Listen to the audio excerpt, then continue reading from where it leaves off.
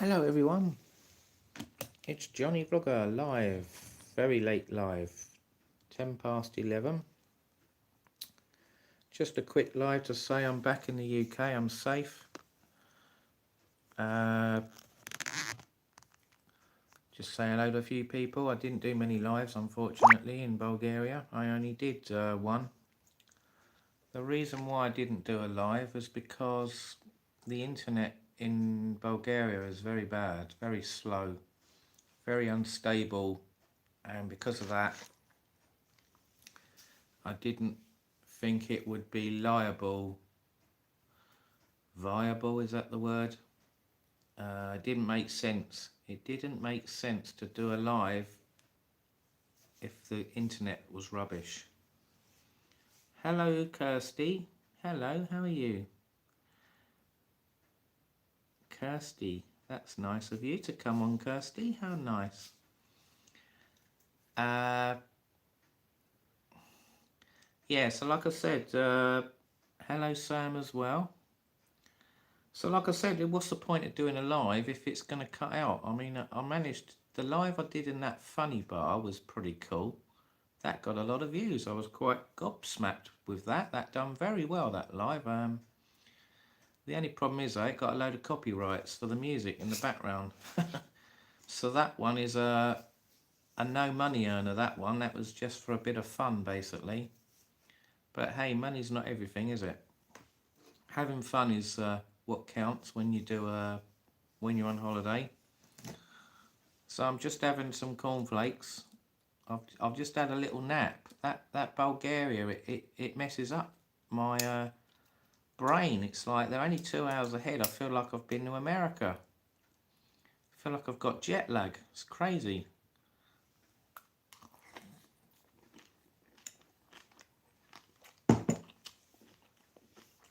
Hello, is that Simon Dale? Hello.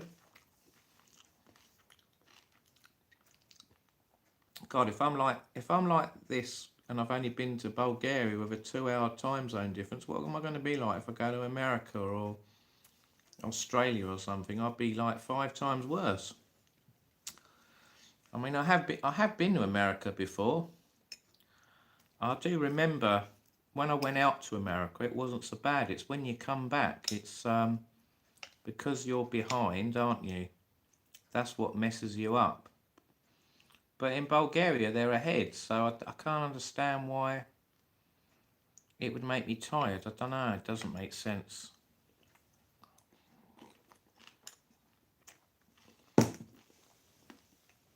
Hello, Alan Weston, hello.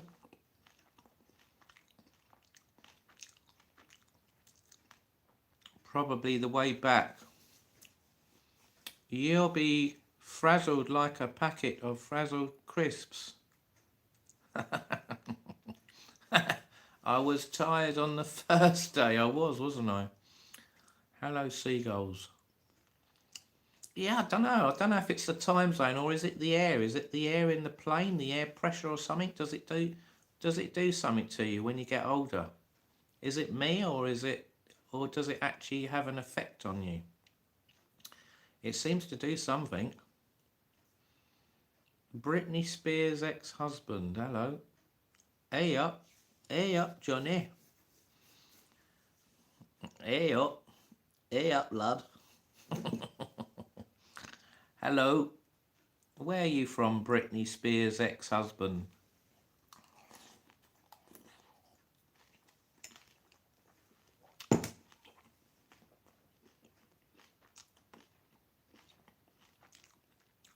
So Justin Timberlake. Justin Timberlake is Britney Spears' ex-husband. England. It's all that drinky poo. Yeah, maybe I think I might have had a few drinks spiked actually, and my when I went out one night, I had all these cocktails, and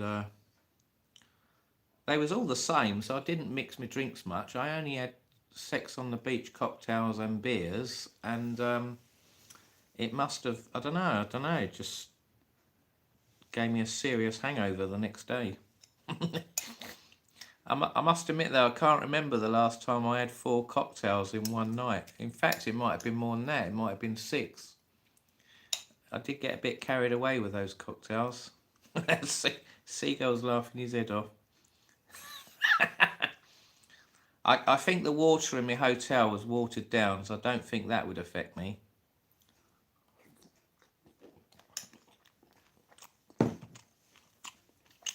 So, it looked like easy pickings. Thanks. Well, I must admit, the trip to Bulgaria Sunny Beach was worse than I anticipated.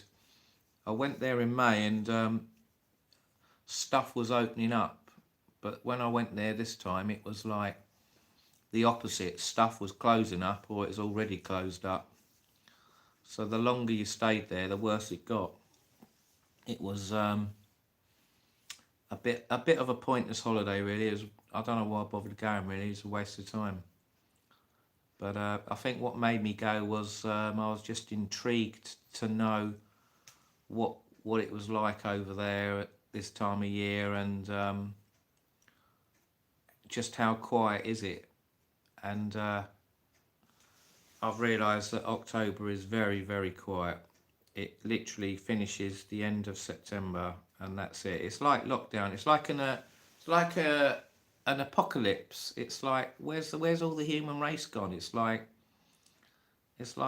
the population's been wiped out. It's like even like lockdown, COVID. You know, like when we weren't allowed to go out or you were restricted. You could only do certain things. It was literally like that. So I've got some videos coming. I've only uploaded a few so far. Then they're pretty naff actually, the ones I've uploaded so far. So I'll try and upload the rest soon. I've got some room reviews of the hotel. I've filmed more of the hotel this time. Some of the meals. I went to Varna for a day trip. I went to Burgas for a day trip. I filmed going out on the plane. I filmed coming back on the plane. Brilliant landing, I must admit. Brilliant landing coming into Luton Airport, coming back. You've got to watch the video. It's amazing. I've never been in a plane where it does like a U-turn before it lands, and then it just drops so fast. The plane just literally went like that, as if it's falling out the sky, and then it goes through the cloud. It goes through a cloud, and it's like fog and mist, and then all of a sudden you can see Luton. You're flying over Luton. It looks quite a big place, Luton. I didn't realise Luton was quite big. Quite a lot of big housing estates and flats and factories and that. And then all of a sudden, the next thing, you're landing on the runway, and it's like, it's quite a short runway, and the pilot has to put the old reverse thrust on and slam the old brakes on about halfway along the runway, otherwise it ain't going to stop. So that was quite an experience. Taking off from Burgas Airport was weird. I was the only plane there. One plane. Oh no, I tell a lie. The US Army were there. There was all these helicopters there. They were doing an exercise, I think. Or was it because Trump was in... where was Trump? Was he in Egypt? He was doing that, doing that peace deal thing, wasn't he? Maybe they were on standby. Luton's a dump, Seagull says. When am I going away with Derek and Shell again? I don't know. I haven't arranged anything yet. I think they're going to be... I think they're going when I'm going away in December. But I'll only see them for a couple of days because obviously they arrive before me. So I might see them for a couple of days. Not all the holiday. I haven't arranged anything else yet. Maybe in the future I might do. Well done, you did Sunny Beach justice. The Bulgarians are good Orthodox Christians, Timmy says. Damien Hancock, hello. You should have stayed in Tenerife for a few extra days, Johnny. Well, I was gonna, but the thing is, I only had like, how many days did I have? I only had like about 4 days before I went away again, so I needed the time off to do a few things and prepare, obviously, for the next holiday. I must admit, I don't like that when you only get a few days and you go away again. I think it's better to have like a month off at least, or maybe 3 or 4 weeks or something. That it was 5 days, 4 days is ridiculous. Just as you know, get back to normal, you're going away again. It's crazy. But yeah, it was all right. It was a little break, wasn't it? The weather wasn't too bad. It rained the first 2 days, on and off, and then the rest of the week it didn't rain. So we had 5 days of dry weather. One day was sunny with blue skies, so the rest was a mixture of cloud and sun. Hello, Ben Holton. Hello, Steve H. How you doing? Did I have a good holiday, buddy? I did have a good holiday. Well, it was all right. It wasn't the best holiday, but it was all right. Yeah, it was all right. It's a little break, isn't it? It's different scenery, different people. Went to a few new places, done some videos. It's Tuesday, innit? It is Tuesday. Tomorrow's Wednesday. I think I quite like coming back on a Monday. It's quite good coming back on a Monday, isn't it? It's like everything's open. The train, I got the train from Luton Airport to Brighton. It was brilliant. It only took 2 hours. What an amazing train service that is. Brilliant. Brilliant train service that is, that Thameslink from Luton to Brighton. If you've never been on it, I highly recommend it. Fucking brilliant. So much easier to get to than Stansted. Stansted to Brighton is a disaster. Danny was a fun chap. Yeah, he was a bit of a laugh. He was all right with his sister and friend. Yeah. Look fun in that bar you done. Yeah, it was a good little bar. That was the only bar open in Flower Street. Can you believe that? Only one bar was open. Normally there'd be about a dozen bars open and all the others were shut. How weird. But they had a band on every night from 7:30 till 12, 1 o'clock in the morning, so that was quite good. The bar had good vibes in it, lots of TV screens for live sports. The bar service was quite good. They serve your table very quickly and they got reasonable price drinks. The cocktails was buy one get one free, and the beer was 6 levs, so you halve that, so that's £3, and then a little bit more you knock off. So probably about I'd probably say about 250, 270 a pint of beer. But they don't have a pint; it's half a litre. It's 500 millilitres there. Because I went in another bar, a Nessie bar, and they filled it up. You know, like when you go in a pub and they don't fill it up to the top, and I get funny when they don't do that. I go, oh, can you top it up? You haven't filled it up enough. And I said it to this woman in Bulgaria, and she said, no, it's on the limit. It's on the limit. And on the side of the glass, it's got a line just down from the top. Says 0.5 litre, and it was bang on. It was bang on the line, so there was no way of getting it topped up anymore. So I had to miss out on 68 millilitres of liquid less.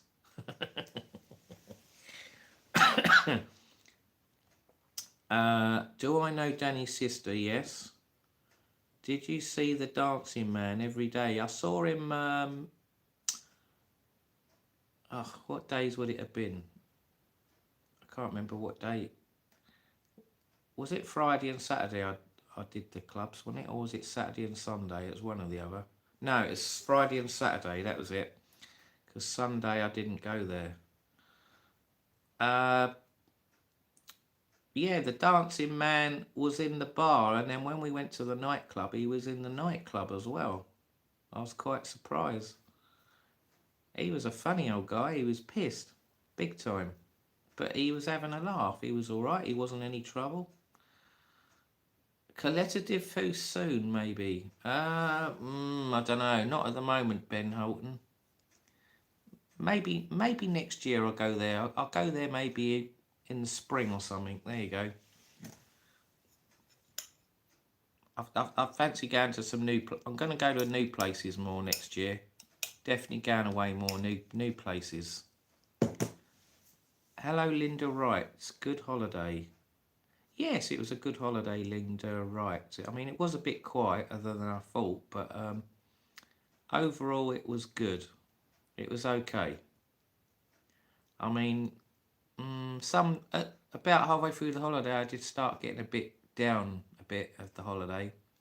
But then I thought to myself, well, come on, it's what you make of it, isn't it? So I tried to make more effort of having a laugh and that. And yeah, overall, it was a good holiday.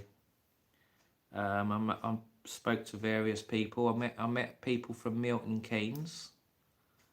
There was a load of men on a stag do, and they all had different shirts on. They all had all these funny different shirts on, like a man, like a bear, like a chest shirt. Have you seen them ones? And one of them had like the Borat, the green thing, on the front. And then another one had, I can't remember what it was now, like some kiddies program. He had a top on that. They all had different tops on, basically. They all meant something, so they was a good laugh. There was another couple, a lady and a man from Milton Keynes. They were a good laugh, and there was a woman from Liverpool with her dad. She was quite good to talk to, and there was a German there with that hat on. Did you see that funny guy in the live with that? It was like a fishing hat or like a Crocodile Dundee hat. He was a laugh as well. I spoke to him a few times at breakfast at the hotel, and he was a bit slow talking. I think he had a bit of a disability, but he was German, and he spoke all right. He was all right. I think the Bulgarians warm to you more. Well, I'm not so sure about that, Timmy. I think some of the Bulgarians are very rude and grumpy and miserable. I was talking to a few people, and I was going, why are a lot of the older Bulgarians miserable, and they don't talk English, and they don't want to know you, basically. I think it must be something to do with their old-fashioned. It's a bit like when I went to Germany years ago. All the old Germans, none of them spoke English, and they weren't interested in helping English people.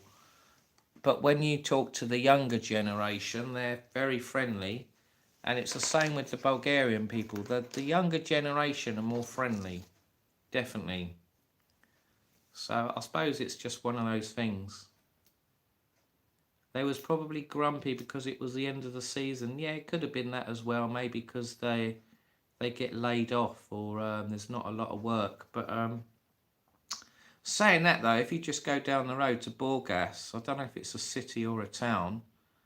It was very busy there. There's a lot of Bulgarians there, and all the shops are open, and it's like a normal running everyday city town. I just went there for an afternoon, had a little walk around, and got a nice kebab there. I've done a video on it, so look out for that. Filmed a bit of Burgas. Some of the shops, you walk down this big long straight road from the bus station, and it goes into like a square, and there was probably more I didn't film, I missed, but what I saw was good enough. I think the sun was out that day. Yes, the sun was out. I had a nice beer at a cafe, Yeah, that was a good day out, that was. And then another day we went to Varna.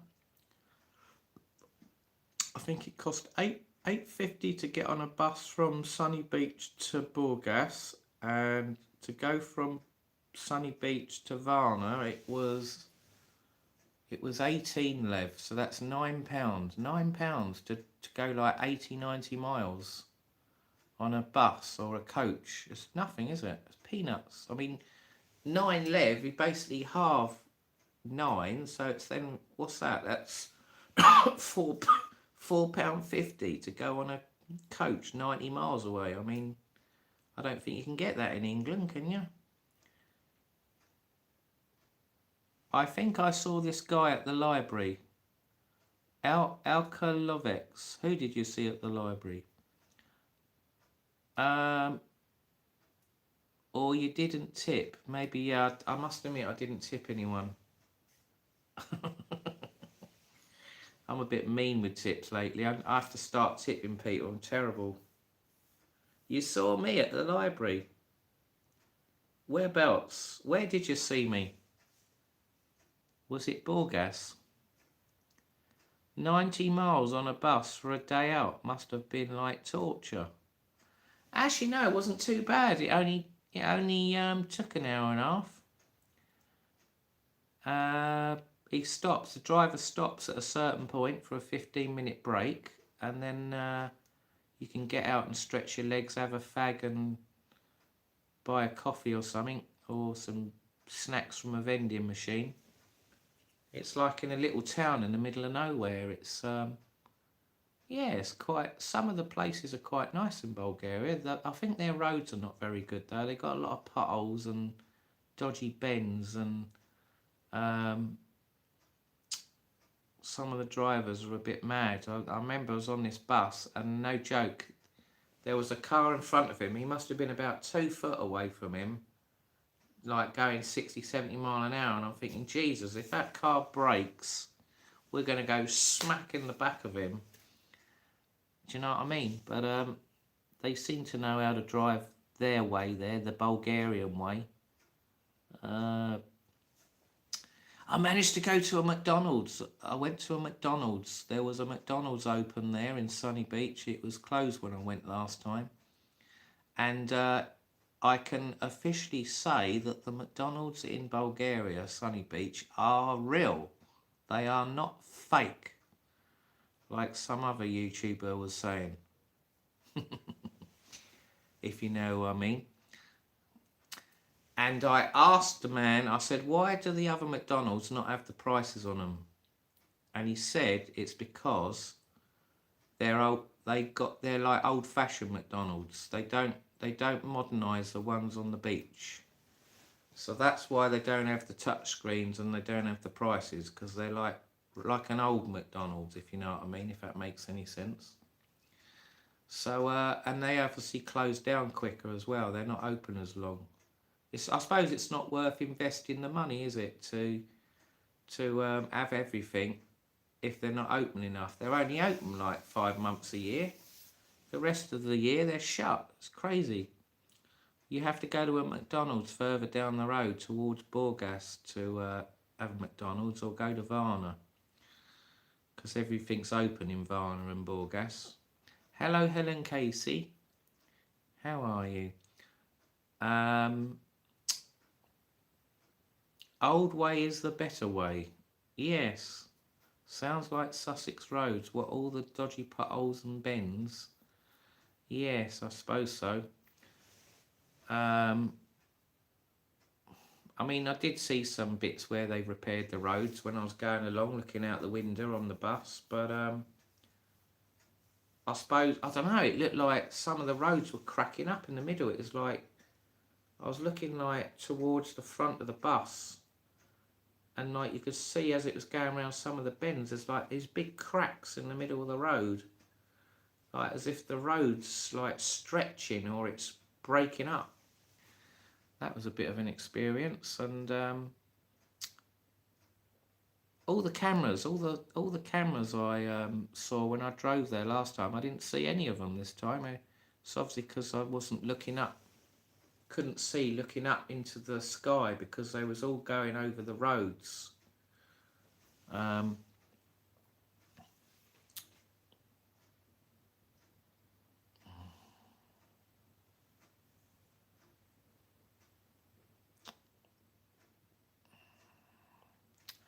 Right, well that person's been timed out. What you mean, you people? Bye-bye. Have they started with the euro? No, what they're doing, they're all the prices in the shops now, what they do, they put the prices in lev and euros. I think you can only still pay by card or lev at the moment. But from January the 1st, it's changing to the euro. So I think, I don't know how long it'll be. From January the 1st, you can pay in lev and euro, but they're going to obviously phase the lev out. I don't know how long that's going to take. I couldn't tell you. Maybe a month, 3 months. I've no idea. You'd have to find out. So I went to the airport on the 6th of October from Luton, and it was still, when I arrived in Bulgaria, it was still the old-fashioned stamp your passport, because it was meant to be starting on the 13th, wasn't it? These new machines. And when I came back yesterday, at the airport they stamped my passport going home, but they had the machine literally. I was standing by the desk where the man stamps the passport, and they had the machine there ready, and it had like, you got to put a finger in the machine. It looks like you got to put one finger on the machine and it takes a photograph of you, but obviously it wasn't up and running, but it was there. It was ready to start working. So obviously was it from yesterday or from today? They're going to start using them machines now. When you arrive in your destination, they shouldn't be stamping your passport anymore now. That should all stop. So hopefully, if your passport's nearly full up, you ain't got to worry about it anymore. You just got to put your finger in, or fingers, and have a photo taken. I would imagine it's free, but I've been hearing rumours. I mean, obviously, I don't know how it's going to work or how it is, the new system, but I heard that they could have queues up to 4 hours. Queues up to 4 hours to get through, to get, to get out the airport or whatever. It could be chaos. Is it going to be chaos? Is it going to be madness? I guess the only way you're going to know is to go away tomorrow or in the next week and see for yourself what it's like. Steve H doesn't agree with it because it's the start of digital ID. Yeah, well, I suppose we can't help that. It's going to happen, isn't it? Digital ID. Nemitos, hello. 81 Bogner.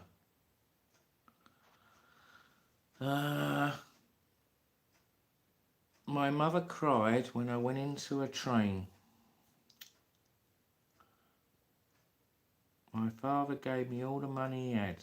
I learned to fight, to take orders. They took my soul and became a soldier. They took my soul and I became a soldier. My girlfriend kissed me, said I will wait. Tenerife Tez, hi. Middle of the road, chirpy, chirpy, cheap, cheap. What do you mean? Peter has been timed out, whoever that is.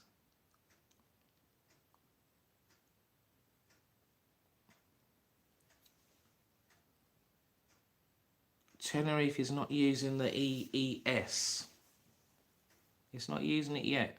When does it start there then? We can't accept a digital world because it will be chaotic, Steve reckons.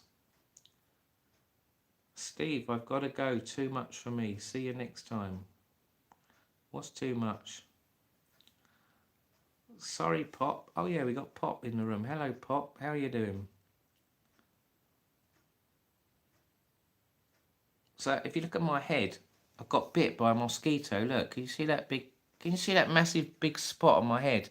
I got one there as well. Look, there's one there, and one there, and I think there's one there. I got 3 massive bites on my head from a mosquito that was in my hotel room and started biting me on the last night. Can you believe that? I got 3 there. I've got one on the back of my head over here, and I've got one on my arm.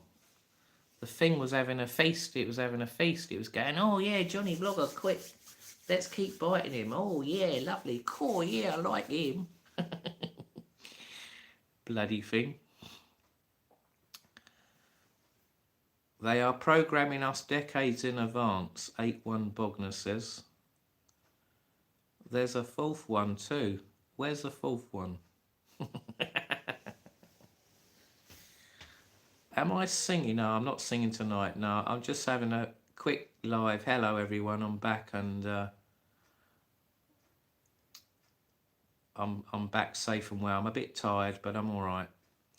So I'll try and get these videos up. I don't know what it is. It's like I can't keep up with YouTube. I can't keep up with all these videos. It's like I've got a backlog, and it's like I'm falling behind more and more and more every day. It's like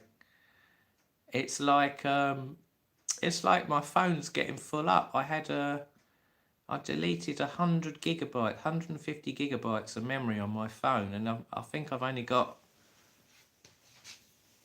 No, I had 200 and something gigabytes on my phone. I think I've only got about 80 gig left now. So I have done a lot of videos in. I've done quite a lot of videos in Sunny Beach. I will get them up. You'll just have to be a bit patient, guys. I've still got some bloody Tenerife videos to put out as well. I think what I might start doing, just to speed up the process, is do like one Tenerife video and do one Bulgaria video. Just keep alternating it, and eventually the Tenerife ones will stop, and then it'll all be the Bulgarian ones. So they're probably going to be a week, 2 weeks behind, and then they will stop, and that's it, and then I'll be back to normal again.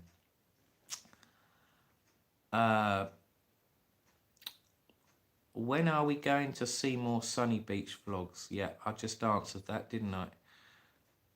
Did you only... No, I got home yesterday, Steve. I got home about... I got home about 5, I think, yesterday. 4:30, 5. And then... can't remember what I did now. When I got home, I just chilled out for a few hours. I had a little nap till about 10 at night. I had a little kick for a few hours, and then I woke up starving. So I got a pizza. And then I went to bed about midnight, and then today I'm sort of waking up, trying to wake up. I woke up early this morning. It's like I got used to waking up at 7 o'clock in Bulgaria to go to breakfast. And obviously it's only 5 a.m, innit? So I was waking up at 5 a.m. this morning. It was like my brain still thinks I'm in Bulgaria. So hopefully after a few days I'll start waking up later again. John, 2 steps forward and 1 step back. Yes, that's it.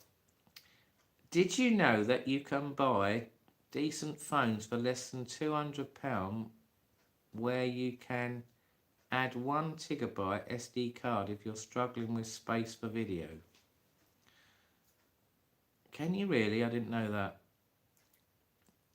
Well, the phone I'm on now is useless. It hasn't got an SDD slot. But there is an adapter you can buy that goes in the bottom of the phone, and you can put an SDD card in that. So that cures that problem. Or you just use an old phone, don't you, with an SDD slot. Hopefully they won't do it until at least next year then, Tez. That's Steve replying to Tez about the EES systems. Yeah, I mean, I don't know. I suppose every country, every place is going to be different, innit? How quick they set it up and when it's working and whatever. Obviously, only time will tell when it by vloggers going to different destinations and they do videos on them saying, oh, I went here and I went there and this is working and this isn't or whatever. I bet there'll be vloggers out there rushing to go somewhere now to see if they're going to be the first to go through the passport control with an EES. You can guarantee that's going to be a big rush, isn't it? But I'm not really bothered. When is it going to Mexico? I don't think it applies to Mexico, seagulls. I think it's only in the EU countries.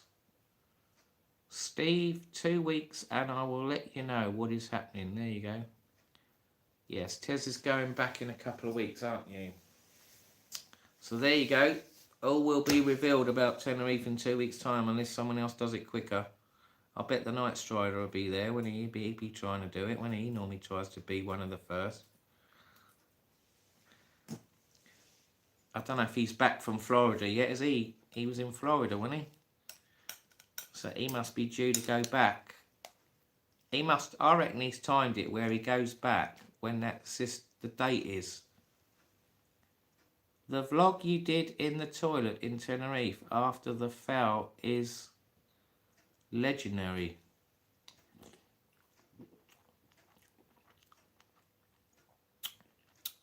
What video is that, Davey Mac? I can't remember that one. I don't watch him.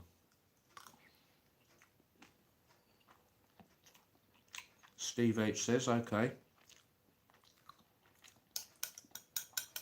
Well, I watched some of his videos, but not all of them, only random ones.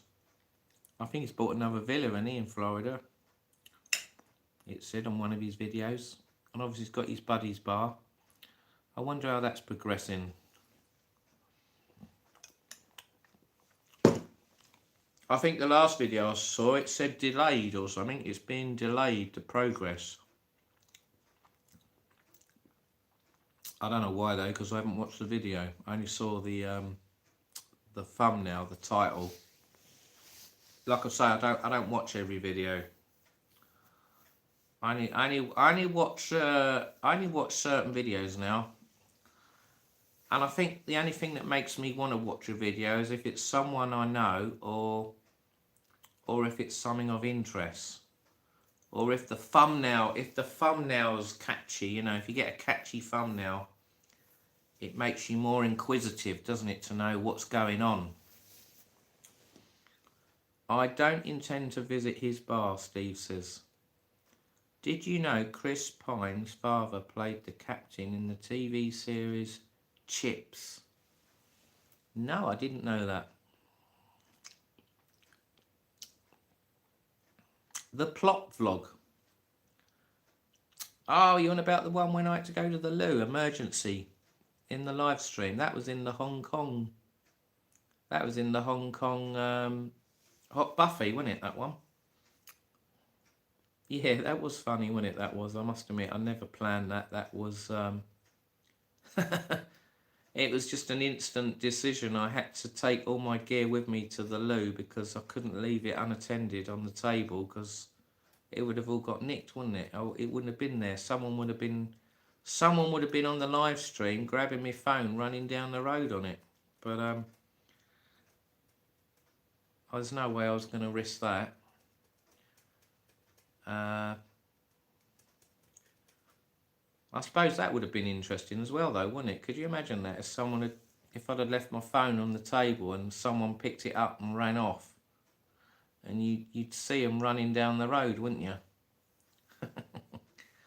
I'd be begging the viewers to ring the police and direct the police where he was to catch him before they turned the camera off, or before it died or something, the signal.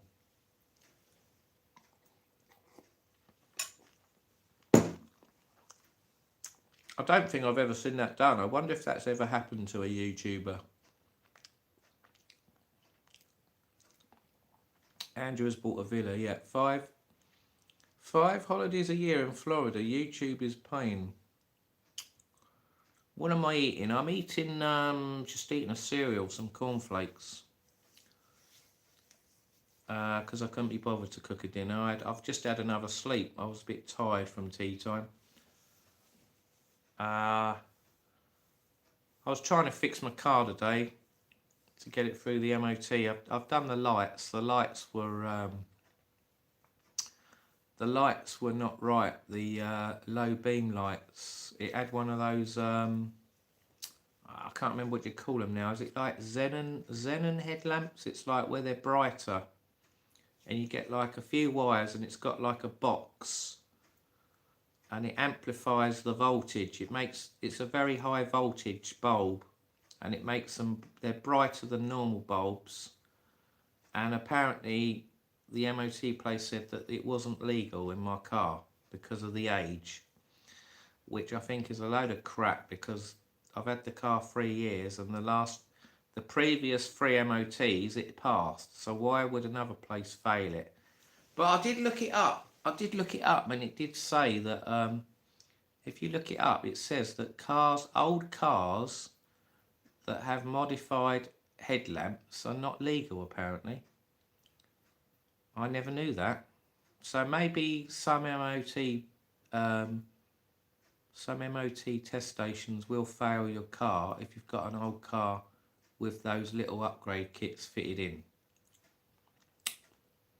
And the other thing it failed on was a suspension arm, ball joint dust cover, and what's the other thing? A bush. Basically, it's a suspension arm. It's like a long stick with 4 joins, and the ball joint bit, the dust cover was split, and at the other end it's like a big round bush going through the metal, bit like a golf suspension, and it's got like a rubber bush with a metal ring round it in the middle and around the edge, and they obviously wear out, don't they? So when they wear out, then the suspension arm starts moving more. But I looked at it and it didn't look that bad. But I looked on eBay today, and you could get a pair of suspension arms for my car, my Audi, for 20 quid. 20 quid, and like some places wanted 70, 80 quid for them. So they must be old stock or something. Someone was desperate to get rid of them. So I'm just waiting for that to arrive now. Hopefully it'll come today or what are we in now? It's not Wednesday yet, is it? Nearly Wednesday. Wednesday or Thursday, and then I can fit that on.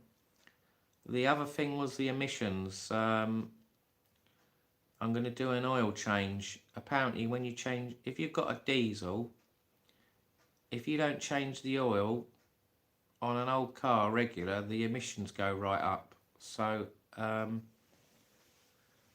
probably haven't changed the oil for a year, so that's probably why the emissions have gone up. So what I'll do, I'll drain all the oil, put some nice new oil in with a new oil filter, and I might try and take the oxygen sensors out and give them a clean, and hopefully that will then get the car through an MOT. I have to give it a blast, probably do a 20-50 mile drive in it up and down some dual carriageways, give it a good thrash, give the car a good thrash, and hopefully that'll blast all the shit out and clean it up, get the emissions down. Was meant to be, I agreed. What's that?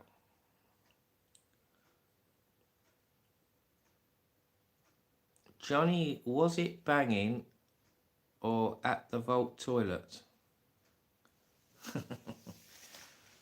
Was it at the banging or at the vault toilet?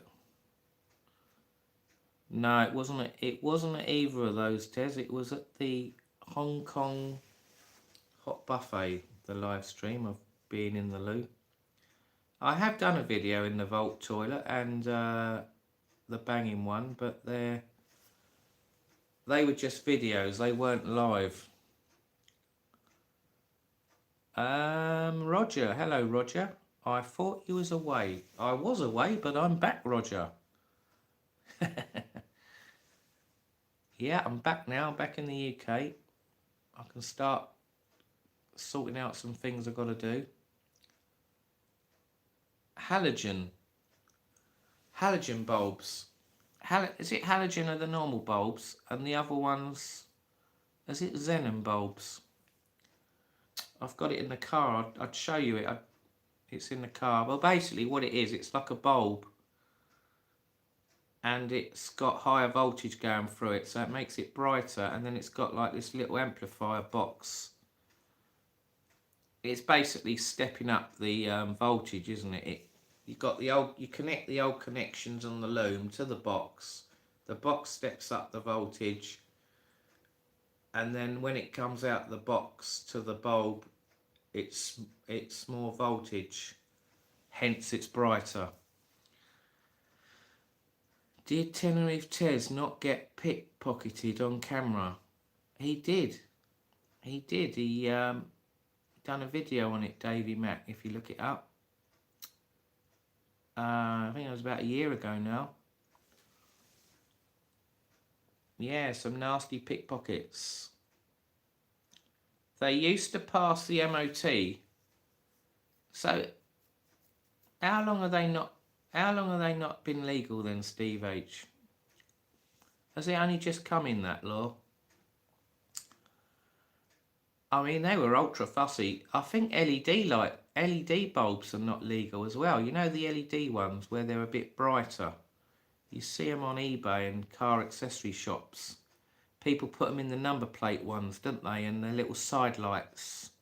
And even the headlamp beams. You can buy LED ones and they're brighter. A bit like the xenon ones. Or halogen, whatever they are. And fucking brain's gone blank now. Yeah, because they're brighter. Apparently they're not designed to work properly in the headlamp housing. The car manufacturers didn't design the headlamps to work with those bulbs. So when you don't put the standard ones in, or let's start from basics. If you put the standard ones in, they're designed to work in that housing. If you put these brighter ones in, they're not designed to work in the housing, and because of that, it obviously makes all the beams, maybe the beams go out more, deflect more, or they fuck people's eyes up when you're driving towards them. It glares more. So because they glare more, they've obviously clamped down on them bulbs, and they're saying they're not legal anymore. So the only cars that have got the bright headlamps are the newer cars, isn't it? Because they've been designed to work with them. But I must admit, I disagree. I don't even like the new car headlamp bulbs. When they're coming towards you, the new cars, they're very bad. They glare your eyes big time. They do my eyes in anyway. It's put me off. It's put me off wanting to do a lot of night driving now. They're a bloody pain in the arse. And I hate it where you've got these newer cars. They've got the lights on all the time in the daytime. What is the sense of having the lights on in the daytime? Why do you need lights on in the daytime? You don't need lights on in the daytime. Do you know what I mean? It's like sometimes you see the street lights are on in the daytime. You think, well, what are the street lights on for? It's not even dark. It's just pointless. Anti-roll bar bush. Blimey, I must be miles behind on these comments. Johnny, it's a metalastic bush. Okay, Tenerife Tez, that's a posh name. A metalastic bush. Tim Dowd had a run-in with some pickpockets one morning also. Yes, I think I vaguely remember that. £20 bushes won't last long. Change the fuel filter as well for emissions. Well, I only changed it a few months ago. Do you think it'll need changing again then, Steve H? I thought they don't need changing for ages, the diesel fuel filters. What am I driving? I'm driving an old Audi A6 diesel, 2 litre. It's the same engine as an A4 and a lot of Skodas. A lot of Skodas have got the 1.9 TDI engines. It's a very popular engine. with German cars and Volkswagen Audi group. I would imagine Seats have got them as well. Seats have got them. Is it the Toledo? Toledo? You don't see many Toledos now. They seem to have vanished, haven't they? There used to be loads of Seat Toledos in Brighton, Hove. I haven't seen one for years. They've just gone bush. Are they all scrappers or what? Are they cheap and nasty? Johnny, don't forget you will need a press to remove and fit the bush.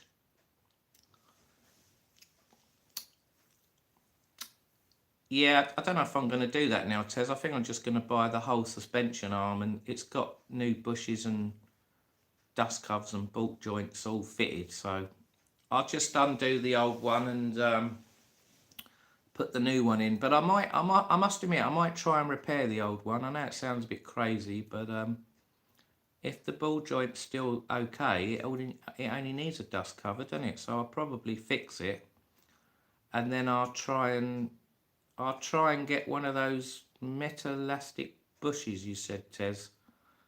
A press. I have got a press. Yes, I invested in a press for wheel bearings and that. I've used it a couple of times. Good tool that is, the press. Certainly does the job, doesn't it? So I might repair it and keep it as a spare for if I get another car, because I think I might do away with this car soon. I've had it 3 years.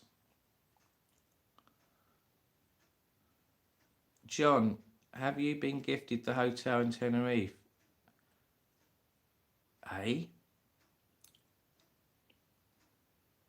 Yeah, that person that talks on here. Don't know what you mean. Parks and oh, that Flo. No, I haven't had chance to go to Tenerife yet to stay there. Steve, been an MOT tester from 1968, Tenerife says. Tez says. Wow, that's a long time, Tez. Zenons is on my car, Roger says. But new cars have them. That's right, new cars do have them. Seagulls. Pink Candy. Hello, Pink Candy. My mate had an Astra with those upgraded lights and used to pass every year. He only removed them because he kept getting flashed at. I must admit, I've been flashed a few times with my lights, so they must be bad.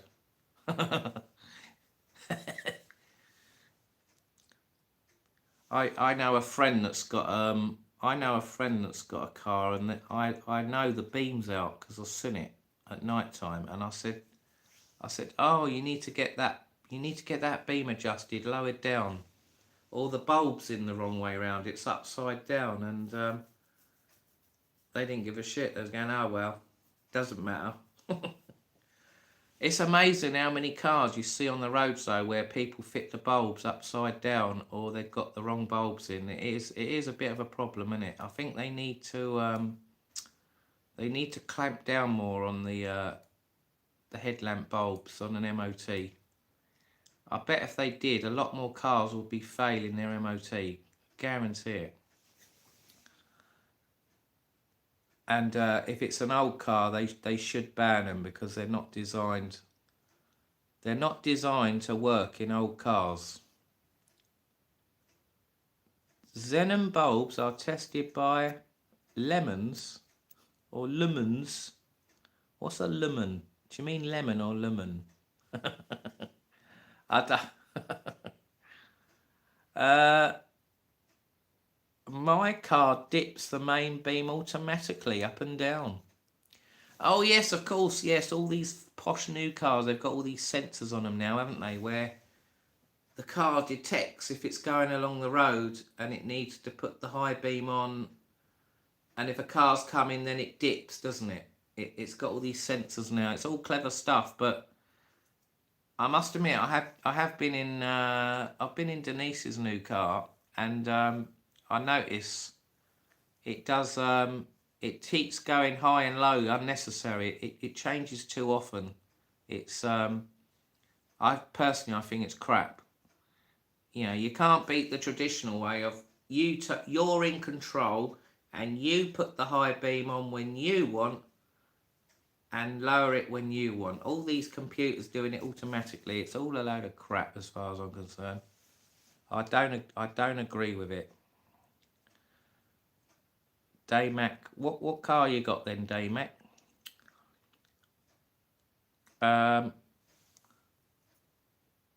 First time it happened, I thought the car was possessed. New car headlights are terrible and should be banned. Yes, well, I agree with you, Steve H. They should be banned. I mean, yeah, they bright up the road more, but the thing is, they're too bright, aren't they? It's not fair on oncoming drivers. Mine got a blue tint. I don't like it. Yeah, some do have that slight blue tint, don't they? You can see it in the dark. Yes, I know what you mean, Roger. It's an EU regulation to have daytime running lights. Oh dear. But we're not in the EU. We don't need to have them on, surely.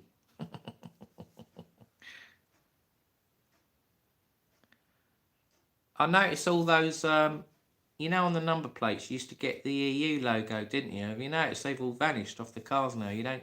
There's very few cars left now that have that little logo on, isn't it? That's all vanished. Obviously, because we're not in the EU. So why do we need to have daytime running lights then if we're not in the EU? If it's an EU regulation, what a load of old crap. That's 5 a.m. on the walk home with the ST lights on. LOL. John likes a bit of bush. Hi, Johnny Vlogger. Do a kick flip.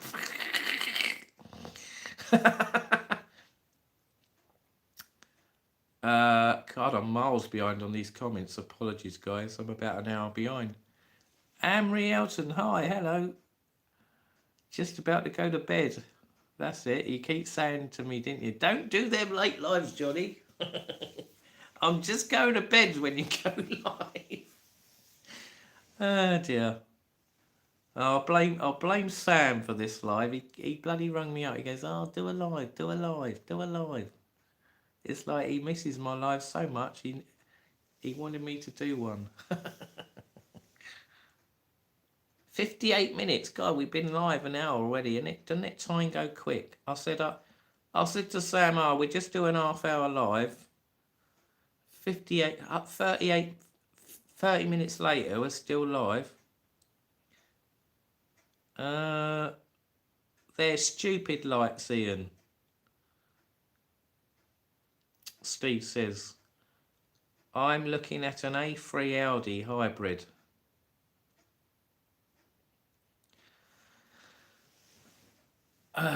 Steve, I thought that could have been a close shave. Audi are the most unreliable car now, Roger, Steve H says. Oh dear. Why are they the most unreliable then, Steve H? Johnny, did you enjoy your holiday? Yes, thank you. It could have been better though. It could have been better. It wasn't the best holiday. Dust covers are a £5. Well, I think you can get them cheaper than that, Tez. Well, I went on a website today and it cost me a tenner for 20 dust covers. They're like all different sizes, so I'm gonna have like a set now. So if I mean I have got a few spare ones, but I can't remember where I've put them. They're buried somewhere in my garage. It'd take more time and effort to find them than it would to buy some more. So that's what you do now. If you can't find something, you just buy the stuff again, don't you?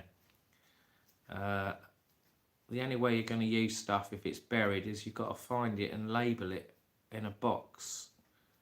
so then it's quicker to find and have it all in alphabetical order, or store it in a way where you would find it quicker. Otherwise, if you just put stuff in boxes and boxes and boxes, you're never going to find it, are you? Don't get rid of it, Johnny. What's that? Don't get rid of my car. I am so far behind, I am, and I. Those old Audis were brilliant, Steve H says.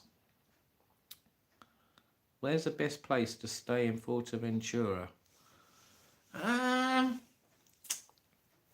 Well, there's quite a lot of places in Fuerteventura. You've got Corileco up the north, you've got Caleta de Fus down the middle, you've got Morajabo down the south. There's other places. They're the three best places I would recommend in Fuerteventura. The hoops. I think daytime running lights are good as it improves visibility and can be seen at a very quick glance. Makes it easier as I drive for a living. Okay. Good point. I mean, if they're only dim lights, I think that's okay. But when they're like the beam lights, you know what I mean? Like the low beam lights on in the day, personally, I think they're a waste of time. That's just my view anyway. Can I yodel? Here comes the A. I can on a good day, but not now, I'm afraid. Fraser Tenerife. Good morning from Tenerife. Is that? I'm not sure who that is. Fraser Tenerife. I have halogen bulbs in my Triumph Stag, Tenerife Tez says. Get a Skoda if you want a new VAG car, Roger. Do you think they're better built now than the Skodas? They seem to have gone up in the world, haven't they, Skoda? They used to be terrible, didn't they, the old Skodas? I used to have a bright orange one years ago, rear wheel drive, the engine in the boot. It was a bit like a Beetle. And the car was so light on the front. When you was going along the road, it was like veering left and right, because it was as if the wheels were like almost coming off the road, where it was like lifting up at the back. Very strange car to drive, that. They used to drive them rally driving, didn't they, the old Skodas? Pink, you are right. I haven't got a clue about cars. All I know is everyone says don't get an electric one. Edinburgh Beyond. Hello, Edinburgh Beyond. Sorry, I'm a bit behind on the old comments. Hello, how are you? The Kevin Dem. Hello, friend. Where in the UK are you from? I'm from Brighton. Who asked for a Blackpool trip this weekend? Oh, no, not this weekend, I'm afraid. That's too short notice. Nah. I'm not sure whether I'll go to Blackpool anymore this year. I don't know. I might. If I do, it'll be in November. I'm not going to go anymore. I'm not going away anymore this month. I've got things to do. Electric cars are thumbs down, Flo says. Joan, hello. No, we shouldn't even have Euro 6 here because we aren't in the EU. That's it. Who's going to stand around at a charging point for hours on end, Pink Candy says. That's right. Do you know, I think the best car to have, I was talking to a taxi driver today. He says the best car to get is a hybrid, because the hybrid is self-charging when it's driving around. It's got a petrol or diesel engine as a backup, and you can plug it in as well, can't you? And apparently they save you a lot of money on fuel costs in the long run.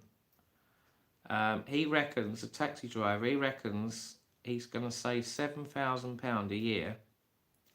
£7,000 a year driving his hybrid around compared to a normal petrol or diesel car.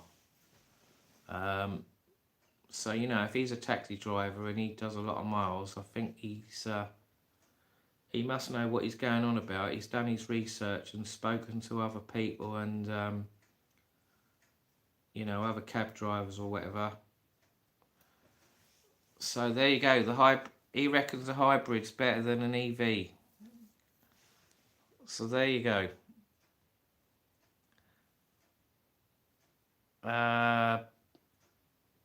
So you went to Mexico or something, didn't you, Edinburgh? I saw a thumbnail saying you went to a place and it was a building site. Is that right?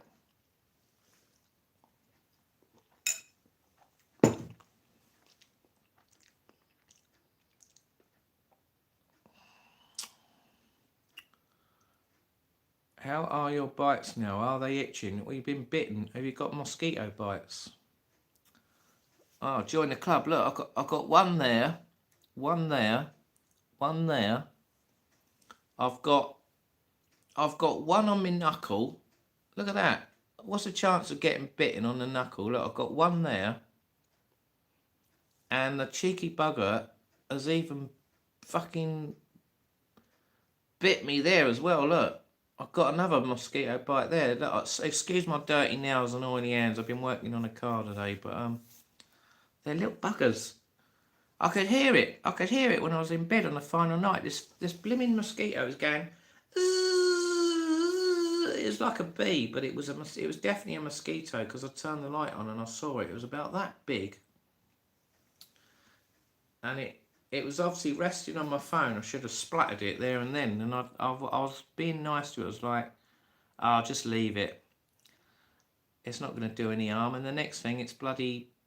I put a sheet over my head to stop the fly coming on my head, and it must have got under the sheets.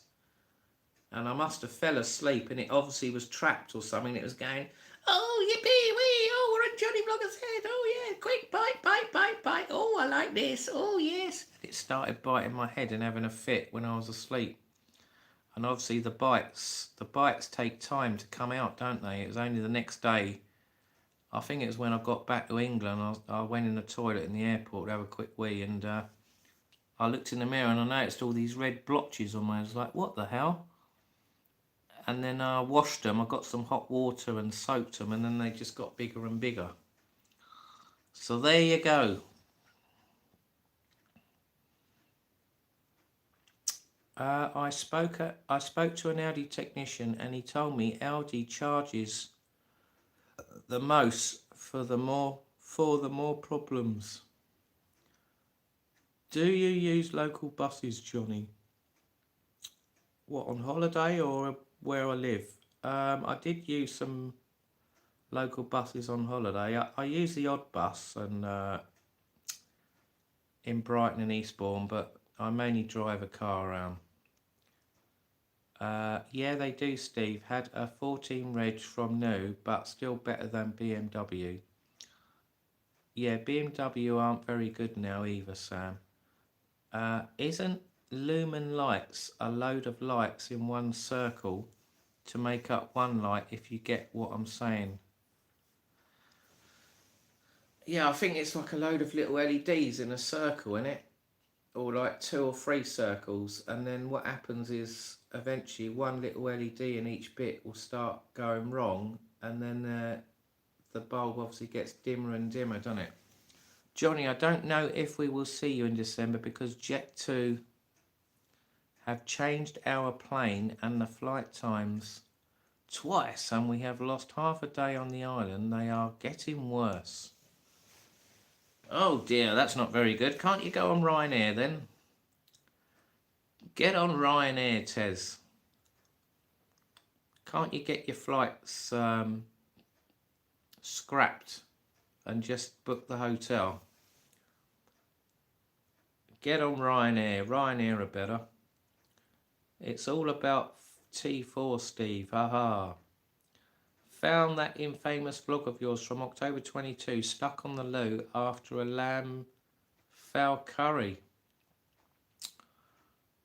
Oh, that I know what one you're on about, Davy Mac. That was the one in Gran Canaria. Yeah, that was the Gran Canaria one. Yes, because I remember now. I did a live, didn't I? I had a lamb fowl curry. That's right. And the next day, the next day I was on the loo big time. Yes, for a good half a day, on and off. Skoda used to be bottom of the vag, but now they actually built some of the most reliable cars. The old T4, bloody brilliant. Seagulls and Steve. I think you'd get on if you both met each other as your T4 lovers. I think a hybrid would only be good if you renewed your car every 3 years.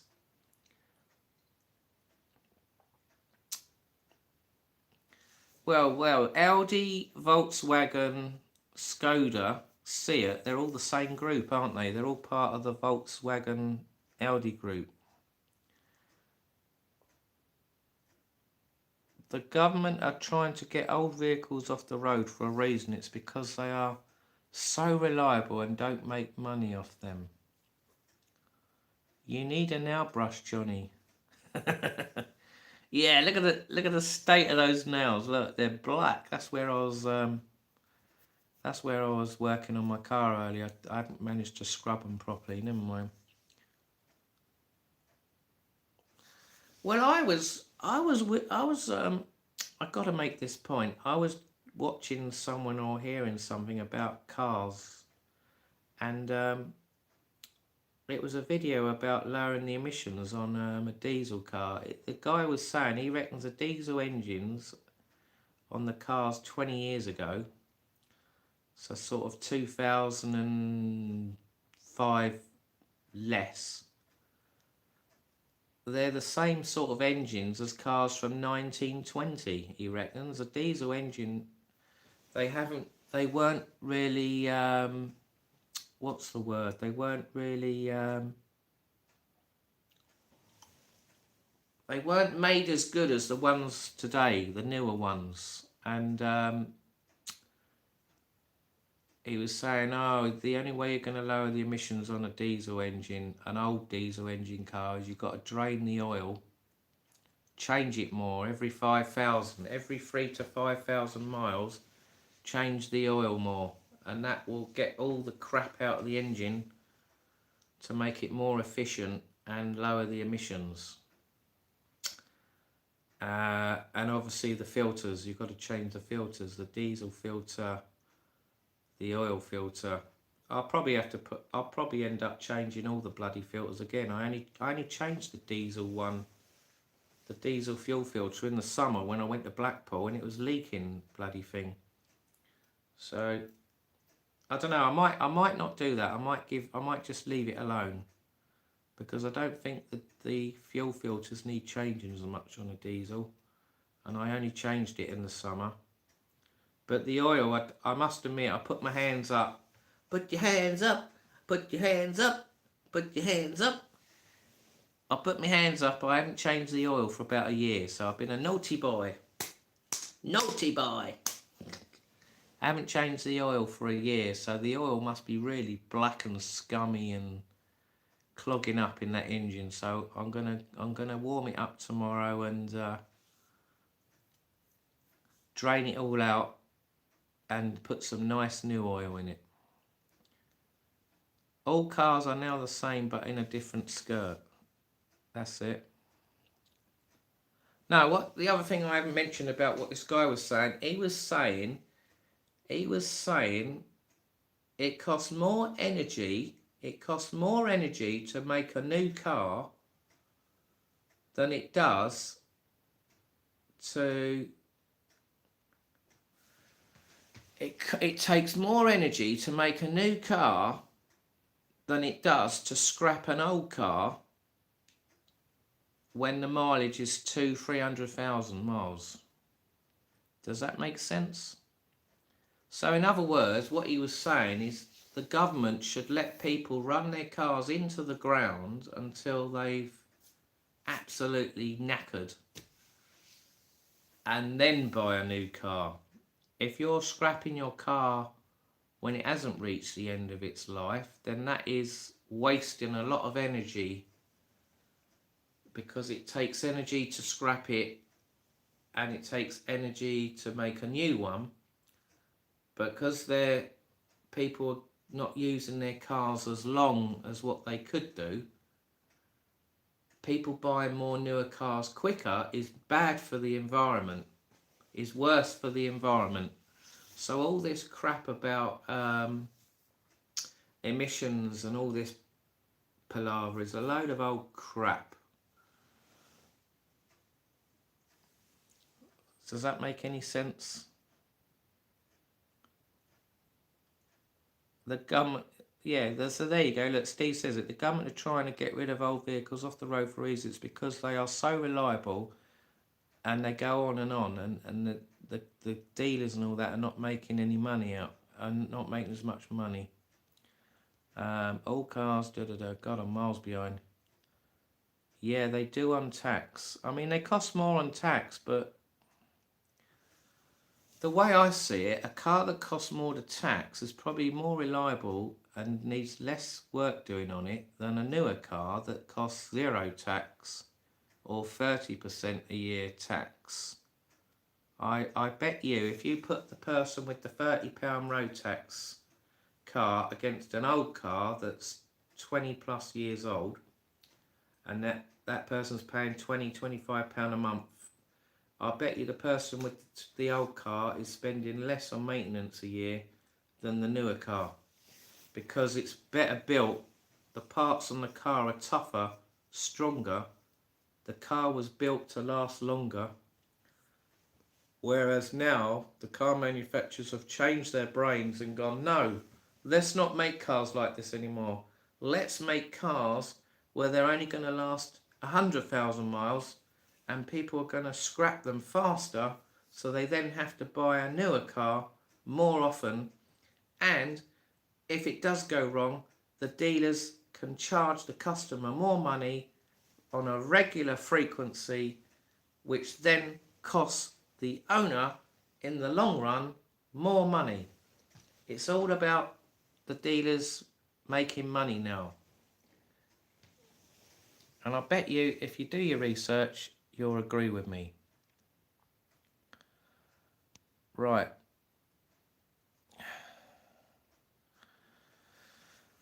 At the beginning they said electric car don't need to be taxed, but now they have changed their mind. How is Ryanair better?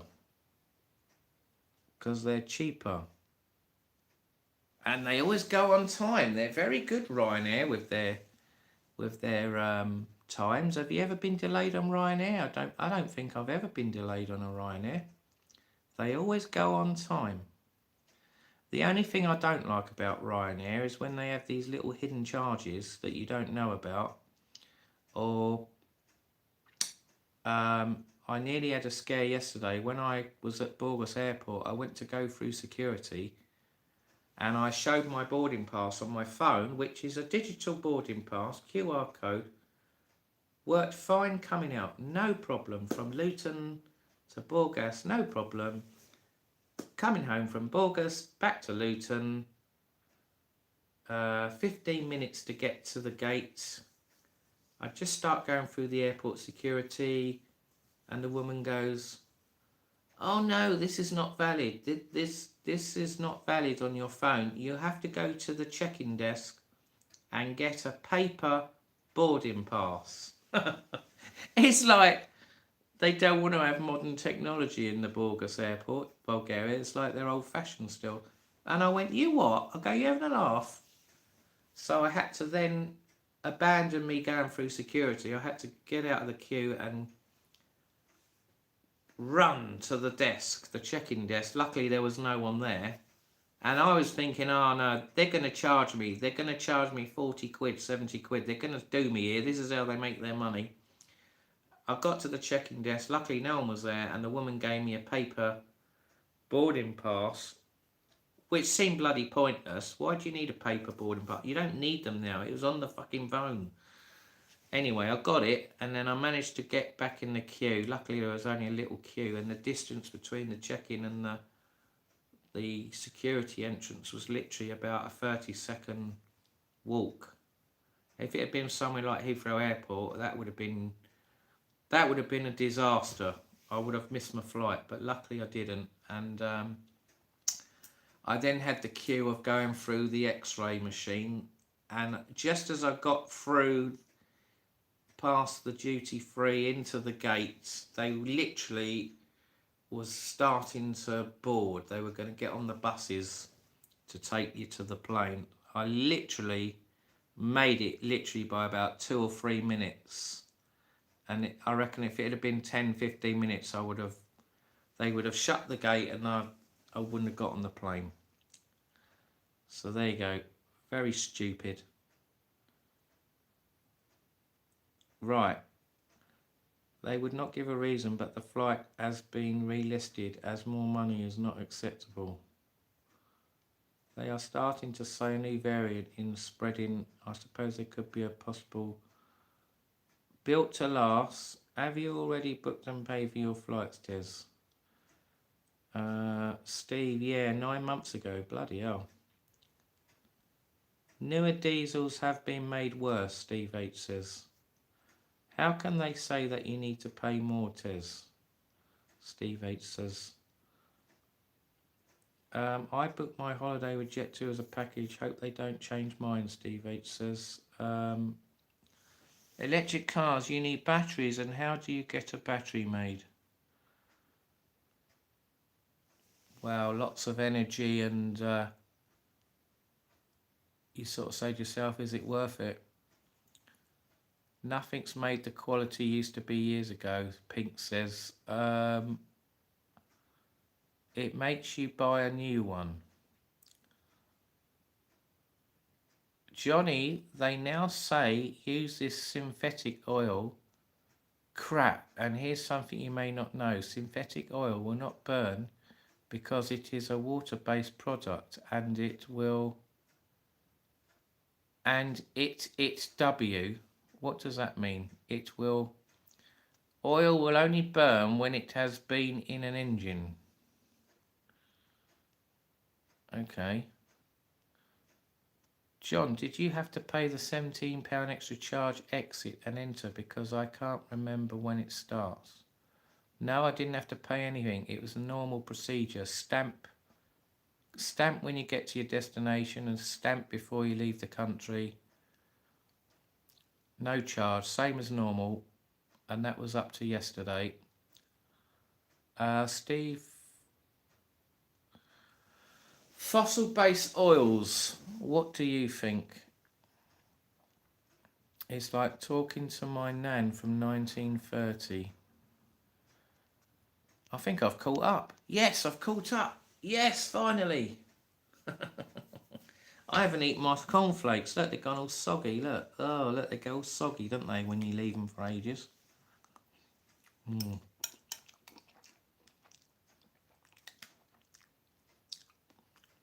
Do I remind you of your nan, do I, seagulls? Come on, guys, hit the thumbs up. We've only got 9 likes. Come on. There's 16 in the room and only 9 likes. So 7 of you haven't hit the thumbs up. Come on. Right, so we've been live 1 hour 24 minutes. God, is that the time? It's midnight. Oh, well done, whoever that was that just hit the thumbs up. We got 10 now. Well done. Thank you very much. Electric cars are like milk floats, Flo says. Oh dear. What was it I watched earlier? I watched the Macmaster. He'd done a video on his new Porsche, and he had it. He got some company to put some special stuff all around the car over the paintwork to protect it, and it cost £600. I mean, really? Do you really need to do that with a brand new car? He's probably going to only have it 3 years. What's the point? It's a waste of money, isn't it? I thought he was going to have his car wrapped where they put where they put you like make it a different colour, or you can have like graphics on the car. I thought they was going to go around the whole car and do that, but they didn't. It was just basically like putting all these chemicals on the car and special polish, and it made it look better apparently, and it protects it better. But really, do you need to spend £600 on a car to do that? If I had a brand new car, I wouldn't.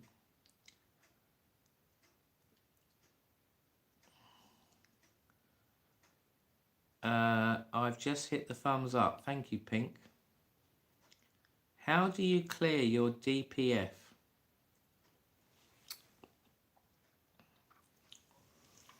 Well, I'm not an expert on DPFs. I've never done it myself, but I've seen a couple of videos. I think what they do, they take the DPF bit off the car, don't they? And then they clean it, don't they? They clean it. I don't know if they like put it at an angle and block one end up and put some stuff in it, and then sort of shake it, and then empty all the, and then it drains all the crap out. It unblocks it, or they got like a machine where they don't take it apart and it goes through the exhaust or something. I think there's all different ways of doing DPF, or you just buy a new one. My car doesn't have a DPF. It's an older diesel, so it's only got the it's got the catalytic converter and a couple of oxygen sensors, and probably a load of carbon deposits and soot from the manifold, the exhaust manifold, right down to the tailpipe. So I bought some Cat Clean. You mix it with the diesel, and it's meant to clean the engine and all the injectors and blah blah blah, and it's meant to, when you go and give the car a blast after so many miles, it's meant to clean it out.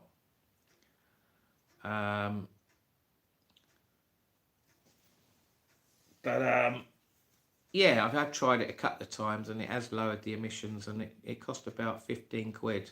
It's a little bottle, Cataclean or something it's called, and it's like a grey bottle, and yeah, it helps lower the emissions. Is your car a passion wagon? Well, the Audi I've got now, I have never actually slept in it, but I had an A4 that I had before, and I tinted out all the windows at the back, from the rear doors to the back. And when you fold the rear seat down, you can actually, it is long enough to sleep two people in the car, and I have slept in it a couple of times, and yeah, it's quite nice sleeping in that car. The only problem is the headlining's very low, so when you wake up and you get up, you sort of, your head's touching the ceiling. You can't, it's a bit cramped. So that's when you need like a people carrier car or a van, isn't it? You know, with a higher roof. So when you get up, you've got more room. XR3i was a hot car. Tez is looking for a Fiesta XR2i. Cool, yeah, you don't see many of them now, do you? The old Ford XR2is, they've vanished, haven't they? I used to work on a lot of them years ago. Do you know what? I reckon a lot of those sports cars, were scrapped because the immobilizers or alarms probably went wrong on them, and people or garages were quoting probably silly prices to remove them from the cars and to put the car back to normal without that aftermarket alarm or immobilizer, or they were all getting written off. A load were getting written off, weren't they? Getting stolen or set fire, or getting written off from crashes. So, you know, people wrapping them around lampposts and things like that. I would imagine a lot of the XR3s, XR2s, Cosworths, Astra GTEs, all that lot, the Golf GTIs, they was all getting wrapped around lampposts and getting involved in crashes, weren't they?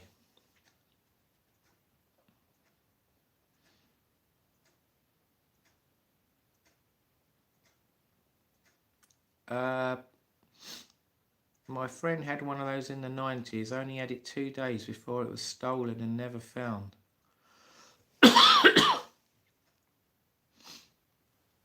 It's 12:39, John. I've told you before, it's time to go to bed and get off the internet. You have work to do tomorrow.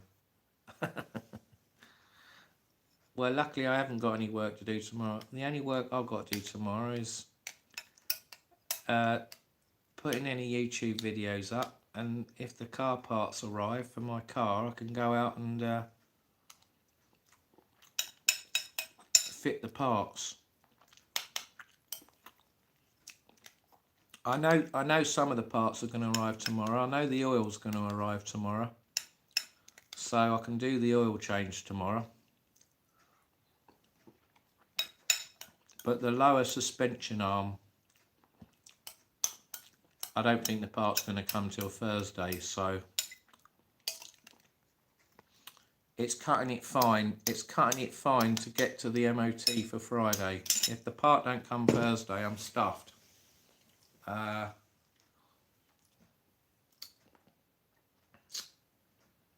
But what I might do, if the dust, I've ordered the dust covers as well. If the dust covers turn up tomorrow, I might fit the dust cover on the suspension arm. And the bush, the big bush at the other end of the suspension arm, I had a look at it and it didn't look that bad. I think the MOT tester's being a bit too fussy and petty. I might say, mate, you're having a laugh. That there's nothing wrong with it. And if I can do the oil change, I'm going to whip it down there and see if they pass it. But I should make him do an emission test and say, well, I don't want you to do the retest. Just plug your machine in to see if the emissions are good enough, and then if it is, then do the retest. Because I'm not paying for another fee. Not at that place anyway. If they say the emissions are no good and if the bush bit's no good or whatever, then I'll just have to go somewhere else. Yes, it is time to go to bed soon, Z for music. It needs blowing through. The DPF needed blowing through. John, get a camper van and tour the UK. Yes, I think someone said that the other week, didn't they? Yeah, I might. Well, I don't know if I get a camper van. I might just get a small van or something, or even a people carrier car. That could be used as like a sort of camper van, even though it's not a proper one. Steve, that's the problem with my Mark II 1600E. Got stolen. What did you have stolen, Tez? A 1600E.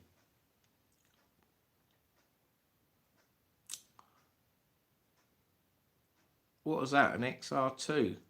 A 1600E? That can't be right. I bought a Mark III Fiesta Gear, 54K, one owner, to add to my collection a week ago.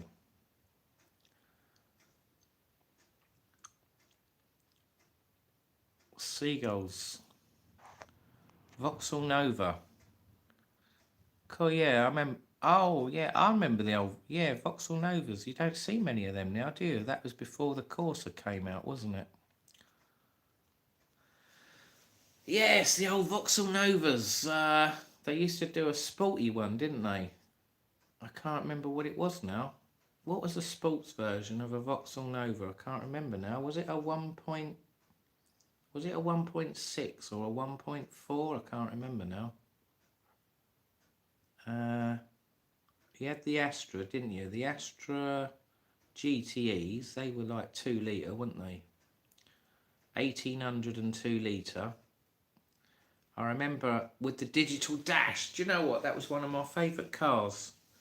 The Astra GTE with the digital dash. That felt like being in a spaceship, didn't it? Owning one of them. I used to love that. I remember that. I still remember I had a black one. How many Astra GTEs did I have? I had a black one, and I bought another one. I think it was a white one. Yes, I only had 2 GTEs, but they were brilliant engines. They were bloody brilliant. I used to like them, and the Cavalier SRI. See, I was a bit of a Vauxhall lover. I didn't really like Fords for some reason, even though I liked Cosworths. I never bought a Ford. I just kept buying Vauxhalls and Nissans, Nissan Bluebirds, and Nissan Sunnies, and Micras, and Vauxhall Cavaliers. Vauxhall Cavaliers and Astras, they were my favourite cars in the old days.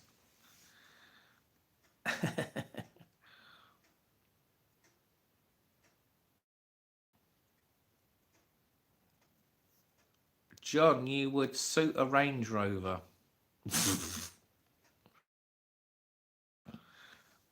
You can't argue with the tester, Johnny. No, they definitely won't pass, will they, if I argue with them?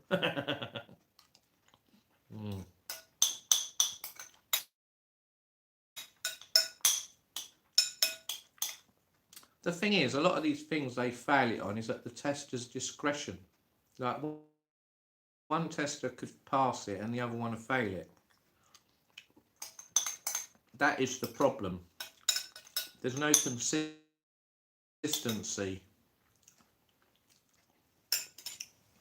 There's no consistency with MOT testers. I'm sorry.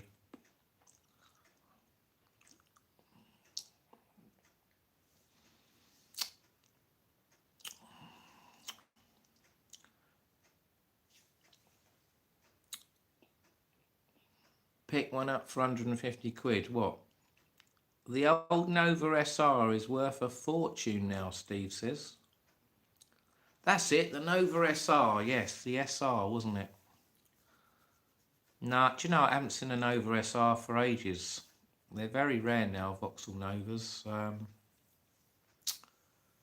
Very rare cars. And people sell the body shells, don't they? You see the odd one come up on Facebook, like the shell of a standard Nova.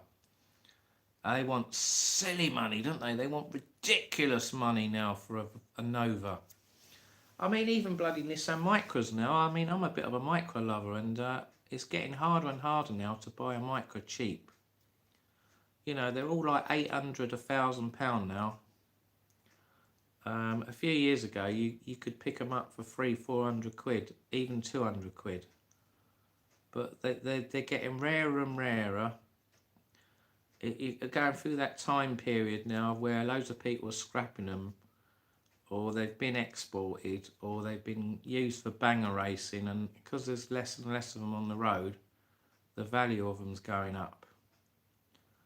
I did see one advertised earlier for 800 quid with 64,000 miles on the clock, and it did look mint condition.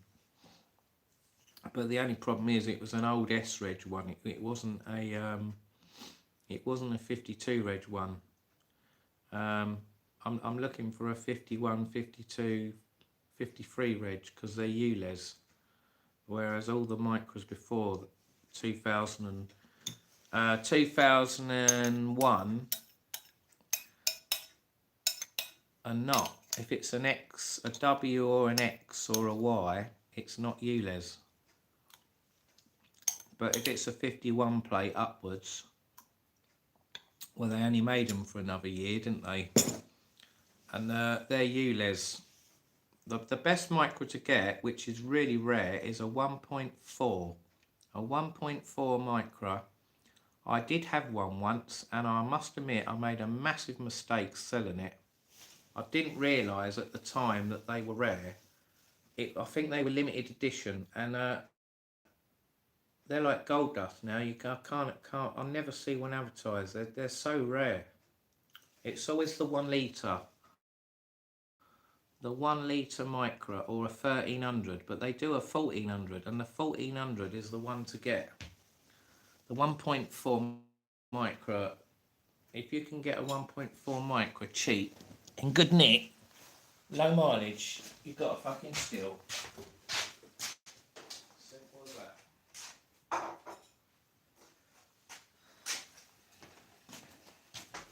So if anyone knows anyone with a 1.4 micro for sale, let me know, because I'm after one.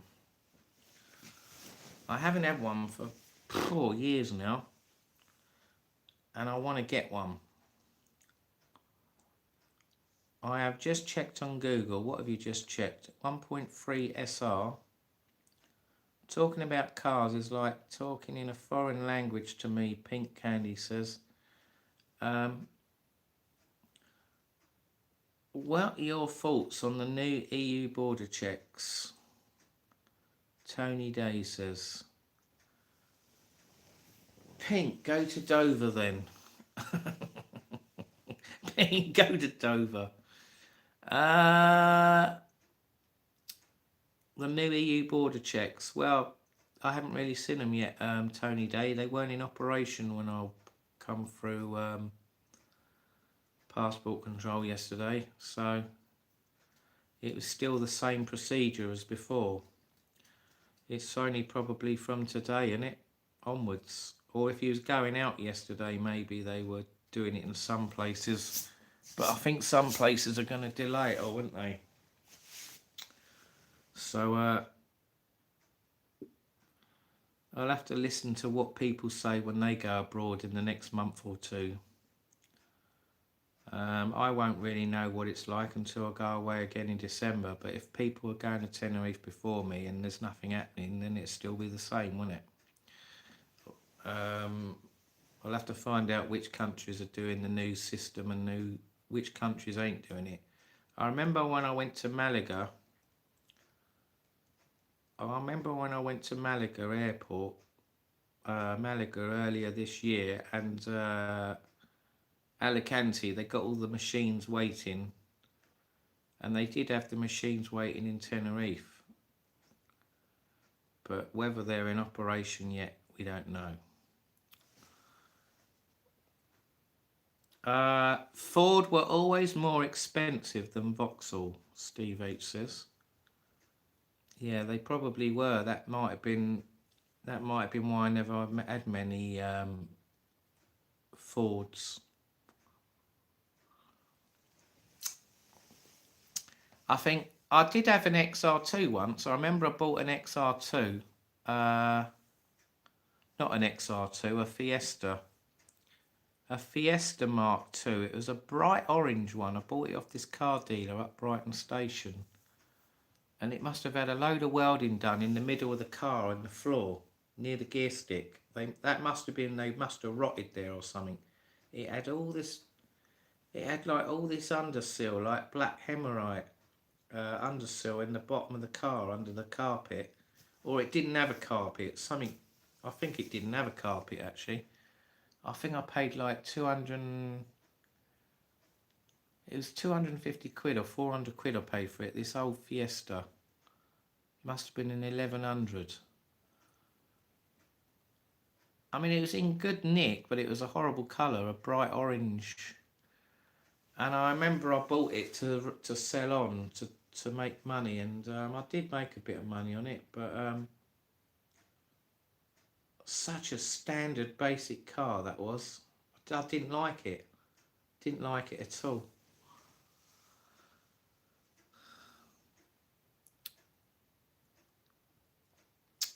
I remember paying £50 for an Astra SR for parts, Steve H says. Cars were so cheap back then. What's the nicest area in Fuerteventura? Oh, I've said that already. Corileco,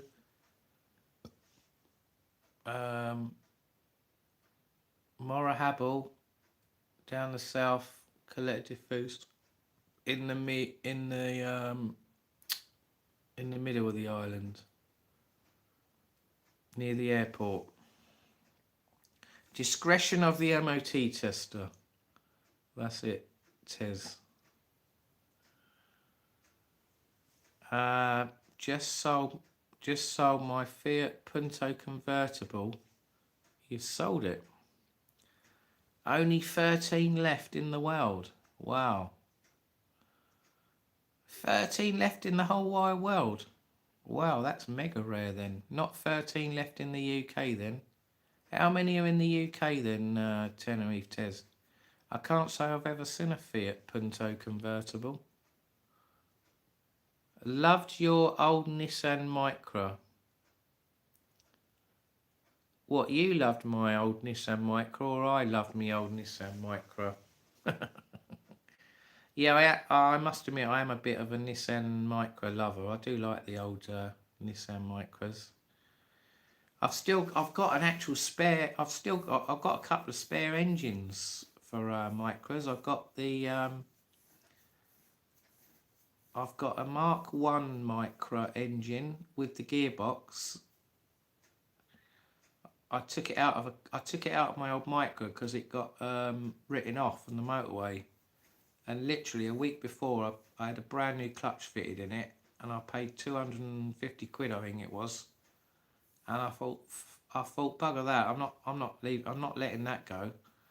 So I took the whole bloody engine and gearbox out, and I kept it ever since. And I let the body shell go. I couldn't be arsed with that, and I stripped it. I stripped the whole thing. I took all the lenses off, the seat belts, lots of parts under the engine bay, the headlamps, or one headlamp, the wheels. I think I even took the exhaust off. I took as much off as I could to get for another Micra. But the funny thing is, I never got another Mark 1 Micra after that, so I've still got the bits. It was pointless taking all the bits off, really, wasn't it? I've got another Micra engine I bought, and I've never fitted that as well for a newer Micra, a Mark 2 one. I think the reason why I never got one is because I need a pickup truck. If I get a pickup truck and I can buy a Micra with a Duff engine in it, or with no engine in it, then I can fit the engines in that I've got. Ugh. Vote reform. What do you think about leave to remain in the UK, the new policy that's coming? I don't know really. Advar, I don't know. Tony, I don't think we have a choice.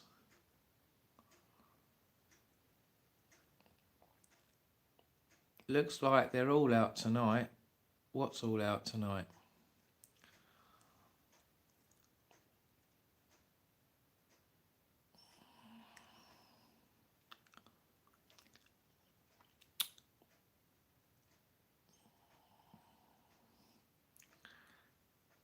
Am I planning on shaving my head in the near future? Maybe. From October the 12th, all non-EU travellers must give biometrics to enter to check you're staying within 90 days. From June the 1st, 2026, you need to pay €20 each.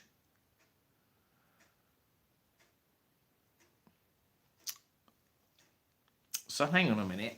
If you've registered your details before the 1st of June 2026 and it's free, then surely you don't need to pay €20 from June next year.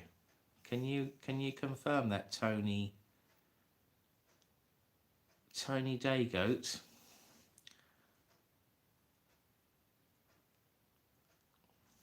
Reckon UK should charge them 40 if they want to come here. Yes, seagulls. UK already charges American and EU tourists now. I didn't know that. How much? Johnny, N13 or M14? M13 or M14? Cool, dear. I'm not sure what you mean there, Tez. Is that the chassis number or the engine numbers?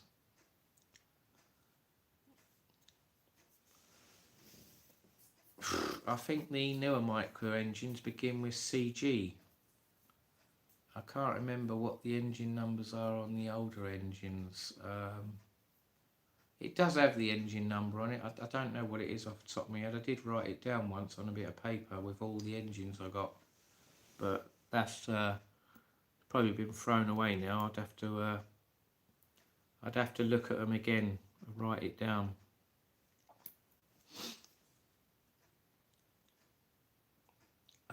Only saving grace is the King's face is worth more than the euro. I never got a Ferrari F40, get a grip. I can't remember, to be honest. I brought it off my dad. But still crap. Keep up, Johnny. Car that was. You will need to pay regardless unless you are under 18 or over 70. Only France keeping on. Exactly, Steve. I've seen videos on it. We never really left. That's what some people are saying. Well, if we had, then the low emissions would be illegal, wouldn't they?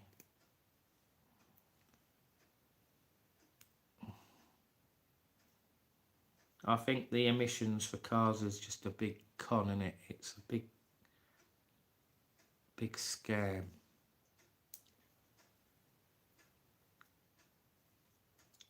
I think to do the emissions on a car, they should just do a visual inspection like they do on the older cars. If it smokes badly, like the red arrows, then it's a failure. If it doesn't smoke, or if it's only a tiny little bit of smoke, then that should be a pass. You know, if you've warmed the engine up and it's idling and you rev it a bit and it doesn't smoke, to me that's a pass. Having to stick a nozzle up the exhaust for a soppy little machine to print out a reading of 0.65, to me is a load of crap. Because how can you guarantee the emission reader is accurate? It might be inaccurate. It could be faulty. Tez is off now. Good night. Okay, Tez. Thanks for coming on. I do agree, Tony, on that. Irish people must be so proud of their country. Get to live and work in the EU or UK without no visas.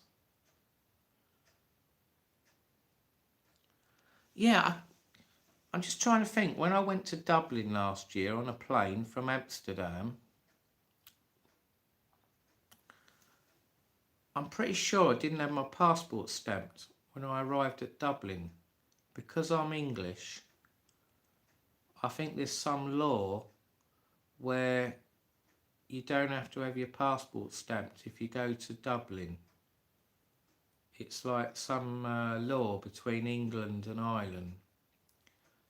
And when, yeah, that's it. And when you leave Ireland, they don't, I don't think they stamp it when you leave Ireland going to the UK either. I might be wrong on that, but I don't remember seeing Dublin in my passport, so I'm pretty sure that is a rule. Does anyone want to confirm that?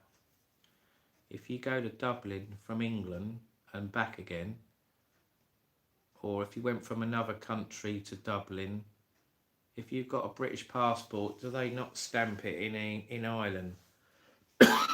Can anyone confirm that? Because I can't remember. I don't. I'm pretty sure. I'm pretty sure they don't stamp it.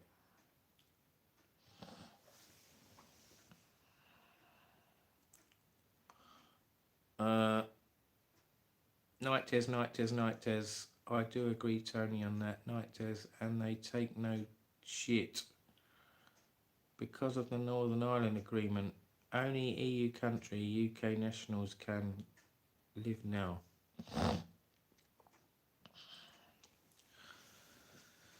Right, so what's the time then?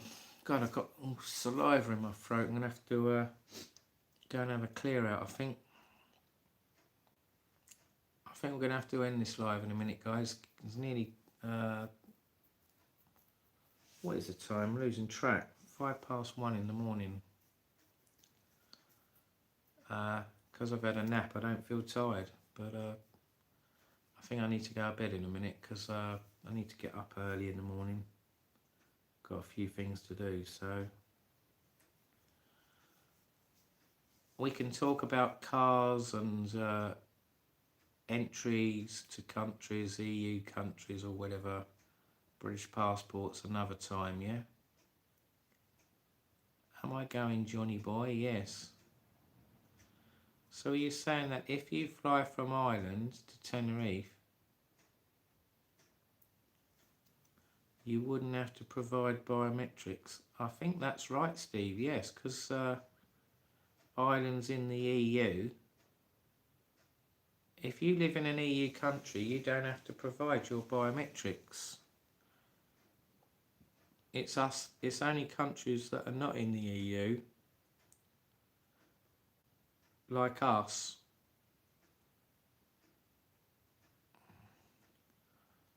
that have to have their details, give their details, fingerprints, digital photograph.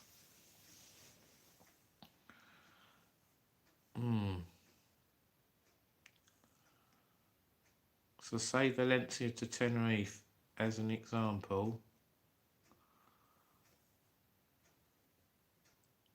What's that? It doesn't matter if you still need to show your passport unless you fly within Spain. So if you went from Valencia to Tenerife,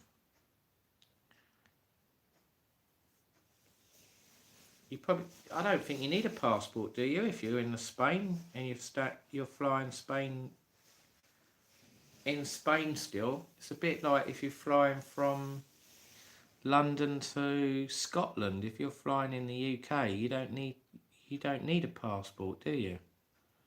Or it doesn't need stamping. You might still need your passport though. I wouldn't turn up at the airport thinking they're not going to ask for it. You'd be a bit stuffed, wouldn't you, if you got there and I was told if I'm flying in Spain I don't need my passport. I was told if I'm going to Scotland, Ireland, I don't need my passport. And then they said, oh yes you do.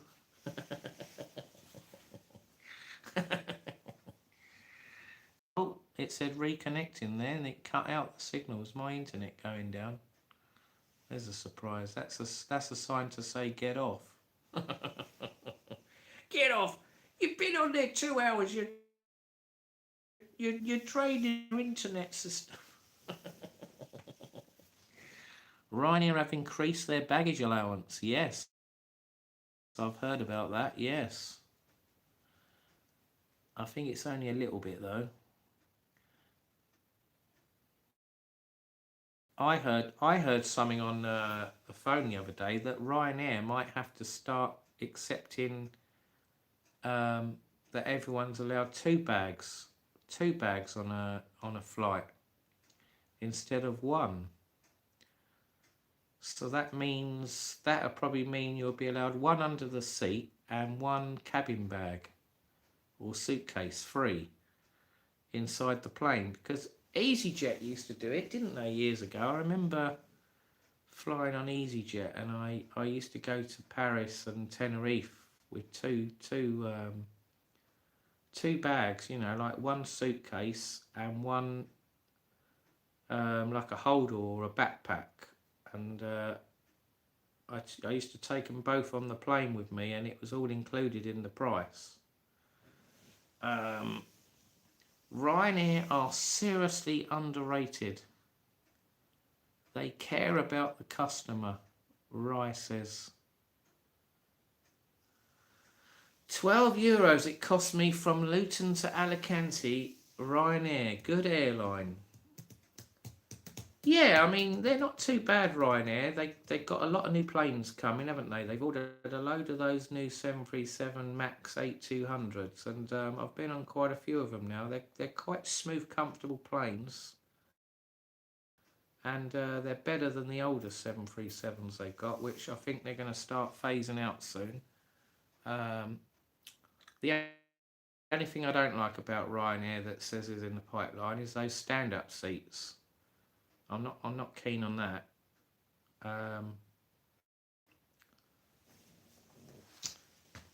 And they said they're going all digital with the boarding passes. They've got to make sure that every airport destination you go to, whether you're going there or coming back, that the digital boarding pass is going to be accepted when you're coming back. Because I really, like I said earlier, I nearly got caught out there. I could have been stranded in Bulgaria if it had taken me half an hour to get that paper boarding pass from the check-in desk and to get through security back through to the gate.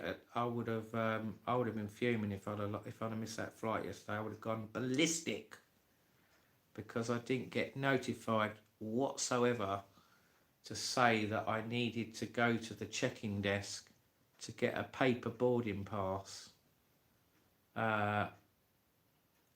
when I had the digital one already. And I did it all online before I went on holiday, and it said checked in. I didn't have to do nothing. All I had to do was just open my phone and go beep when I got the Luton, which it did, and it should have done the same when I come back, and it didn't. The woman rejected me at the security entry, which is bloody ridiculous. But there you go. Luckily I got my paper boarding pass 1970 style in 2025 just in time, and literally they were just opening the door to board onto the buses to the plane. Literally I would have missed my flight, I reckon. If it had taken another 10 minutes I would have been stuck in Bulgaria, and I would have been flipping fuming. And I know the Wizz Air flights a day before departure are at stupid prices. They're so expensive, and probably Ryanair are probably expensive as well. But I don't think there's many Ryanair flights left now going from Burgas to Luton. Anyway, I think I'm talking a load of old crap now. I'm just repeating myself. Jet2 are a good airline. Was late checking in, cost me 200 seagulls. Yeah, I remember that. That was terrible, wasn't it? That's put you off them, hasn't it? But at the end of the day, that wasn't Ryanair's fault. That was your fault. If you'd have done it the night before or 24 hours before you had to fly, you would have all been checked in, you would have had all your boarding passes, and all you would have done was just scan them, and it wouldn't have cost you an extra penny. Nah, not at all. Nah. It seems like going abroad is a right kerfuffle, Pink says. It can be, Pink, yeah, but normally it's all, as long as you do your research and read up on what you've got to do, it's pretty straightforward. Adranzoon123. I flew to Lanzarote Airport once. Such a tiny airport. Yeah, well, I've never been to Lanzarote Airport. Maybe I'll go there. I keep saying it. I'm going to go there at some point. and I'll see for myself then what I think of Lanzarote. I don't think it's that big because there's a webcam, isn't there, that shows Lanzarote Airport, the runway, and you can see the planes coming in and taking off, and the terminal does look quite tiny, I must admit. It's not as busy as Tenerife South Airport. I don't even think it's as busy as Tenerife North Airport even. It's quieter. So it's, and the runway, I saw a video once where an EasyJet flight was full and the pilot said, oh, we need to take 15 passengers off because the plane's too heavy. We need some volunteers that can take another flight at a later date, like the next day or later on, and then they was offering them cash. Yeah, I went on the boat trip to Lanzarote, but I haven't flown to Lanzarote. That's what I meant. I only had a day trip in Lanzarote earlier this year. Well, I must admit, if that happened to me, if I was on a plane and they said, oh, we need to take 15 people off or 20 people or whatever because we're overloaded, and we'll give you 200 quid if we put you on a later flight, I'd be up for that. Definitely. I mean, the only people that can't do that is if they got to go to work the next day or something, or they got to go to a meeting or a wedding or something. Then obviously you can't, but otherwise you would, wouldn't you? I would take the cash. That'll make up for the cash you lost, wouldn't it, Sam? If they offered you 200 for each passenger, they'd get 800 back, wouldn't you? I'm pretty sure that's very, very rare, though, that happens. It's very rare that happens. But when I saw this video, it was basically the runway's not long enough at Lanzarote Airport for a full loaded plane of EasyJet. So that's why they was offering so many passengers. Like, I can't remember the exact amount. It's like about 200 odd quid to take a later flight. I would love it, Seagull says. Lots of nice areas in Lanzarote, more than a day, I can't lie.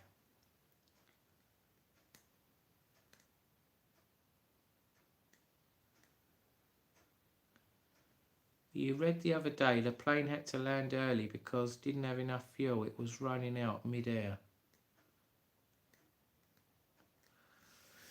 Yeah, I mean, sometimes some airports have to close at a certain time, don't they? And if the plane's running late, if they don't make it on time to land, they can't land there, and they have to divert to another airport. I think it's happened at I read up, it happened, I think it was a flight to Bournemouth or something, a TUI flight. It was, I can't remember what the shut-off time is. I don't know if it's 11 o'clock at night or midnight or something. And the plane was 5 minutes late and it wasn't allowed to land. It wasn't allowed to land there, so it had to divert somewhere else. I don't know if it was Gatwick or Luton or something. And then when it landed there, TUI was saying, oh, you got to make your own way to Bournemouth. It's nothing to do with us. And people were going ballistic because they were stranded at like midnight or something to get back home. That would be a nightmare, wouldn't it? I've never had that on a plane yet, where you've been on a plane and it's diverted to another airport when it lands, or aborts the landing. I'm sure it'll happen one day, but it hasn't happened to me yet. Martin Lorian Lorenzo, who are you? What do you do for you? What do you for usual, eh? Loads of flights to Alicante and Valencia had to be diverted because of the storms. Huge floods. Yeah, I've been reading up on that. They keep getting these floods, don't they? Valencia and Alicante. It seems to be this time of year, doesn't it? I'm pretty sure they had some this time last year, didn't they? And early this year. So they've been a bit unlucky, haven't they? Alicante and Valencia. I think they even had it in Malaga, didn't they? Some floods a little while ago. Yes, it does happen, doesn't it? What was that? What's seagulls going on about here?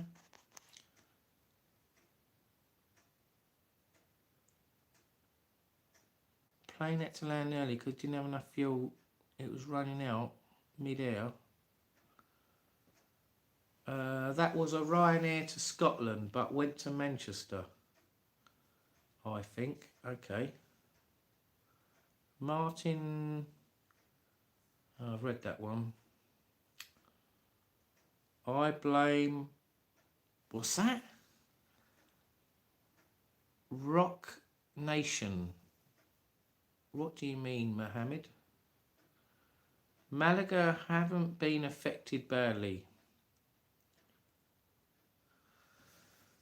No, it hasn't, has it? But Malaga has got a lot of mountains nearby, because I remember coming into land at Malaga. I've been there a couple of times. Once it came in from the sea to land, and another time it came in from the mountains. There's a lot of mountains near Malaga. I would imagine when they have a lot of rain, the water must come all gushing down the mountains towards Malaga. I would imagine there must be a bit of a risk of a flood. I just hope they've built Malaga properly and they never have a bad disaster there, because that would be pretty bad if something bad happened there. Anyway, I think on that note, I'm going to call it a night now. It's nearly 25 past 1 in the morning. So I hope I've quite enjoyed this live. It's kept me awake for a couple of hours. It's nice chatting to you guys, and thanks for watching, and remember, hit the thumbs up, hit that subscribe button. Jonnyvloggeruk, it's free if you're watching in the background, if you're new. And I'll see you all another time, yeah mate? I might do a live tomorrow night, I might do a quiz. We're due for a quiz, aren't we? We haven't done a quiz for ages. Maybe we'll do the old card games as well, high and low and all that lot. Alright, so I'll see you all another time. Have a good day tomorrow, or the rest of your week if I don't see you online. And I'll see you all again soon. So good night everyone. Thanks for watching. Bye bye. Good night. Night night. Night night everyone. Many thanks.